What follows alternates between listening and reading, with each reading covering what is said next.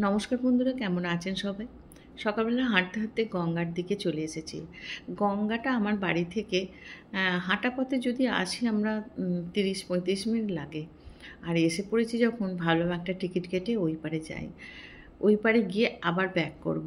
আর কত সুন্দর লাগবে এই দৃশ্যটা সেটা উপভোগ করব। তাই চলে এলাম।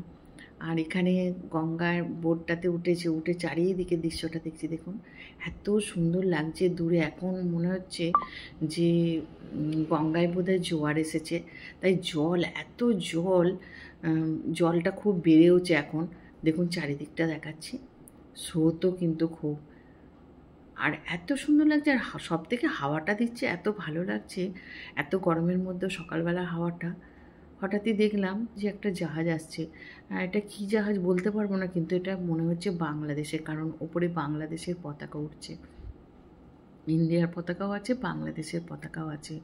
ইন্ডিয়ার হলে শুধু ইন্ডিয়ার পতাকাই থাকতো, বাংলাদেশে নিশ্চয়ই হয়তো কোনো পণ্যবহী জাহাজ হতে পারে, কিছু নিয়ে যাচ্ছে মালপত্র। আর বাংলাদেশের জাহাজ আমাদের গঙ্গার বুকে দেখে খুবই ভালো লাগলো। দেখুন জাহাজটা যাচ্ছে, নীল বর্ডার দেওয়া, উপরে সাদা, আর উপরে পতাকা উঠছে। এটা কোথা থেকে এসেছে বা কোথা থেকে ঢাকা পর্যন্ত যাবে এটা বুঝতে পারছি, কিন্তু কোথায় গেছলো সেটা বলতে পারবো না। তা যা হোক, জাহাজটা আমাদের নৌকার পাশ দিয়ে যখন যাচ্ছে, নৌকাটা আরও দুলে যাচ্ছে। দেখতে দেখতে পিছনে আর একটা জাহাজ দেখতে পেলাম।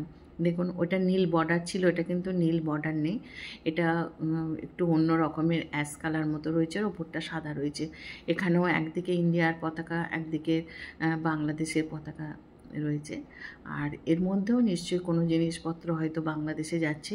আর সেটা যে গঙ্গার উপর দিয়ে যায়, আমাদের বাড়ির মানে কাছাকাছি এই গঙ্গার উপর দিয়ে, এটা জানতাম না। আজকে দেখে খুব ভালো লাগলো।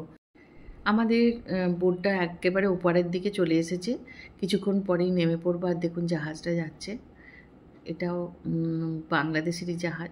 আর আমরা ওই পারে নেমে পড়ব। নেমে আমি কিছুক্ষণ এদিকে ঘোরাঘুরি করব, এখানে মন্দির আছে, একটু মন্দিরে ঠাকুরের দর্শন করব। আর তারপরে আবার টিকিট কেটে এপারে ফিরে আসব। ফিরে এসে গঙ্গার ঘাটে একটু মাথায় গঙ্গা জল, এত দূরে এসেছি যখন একটু গঙ্গার জল মাথায় দিয়ে নেব। এখন জলটা দেখাচ্ছি, দেখুন কত সুন্দর। জাহাজটা যেহেতু গেল, ঢেউটা একটু অন্যরকম লাগছিল, এখন আস্তে আস্তে শান্ত হয়ে যাচ্ছে, খুব ভালো লাগছে।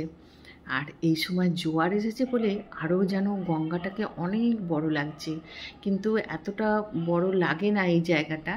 আর কত সুন্দর লাগছে দেখুন। আস্তে আস্তে আমরা একেবারে পাড়ের দিকে চলে এসেছি। আর এইখানে দূরে দেখছেন ওই মন্দিরটাতে একটু ঢুকবো। মন্দিরটায় একটু ঢোকার পর তারপরে একটু অপেক্ষা করে আবার টিকিট কেটে আমি ফিরে আসবো। আজকের এইটুকুই আপনাদের সাথে শেয়ার করলাম। ভিডিওটা কেমন লাগলো অবশ্যই জানাবেন। যদি ভালো লাগে অবশ্যই একটা কমেন্ট করবেন। আপনাদের সুন্দর সুন্দর কমেন্ট আমাকে অনেক অনুপ্রেরণা দেবে নতুন ভিডিও বানানোর জন্য। খুব ভালো থাকবেন। আবার দেখা হবে নতুন কোনো ব্লগে।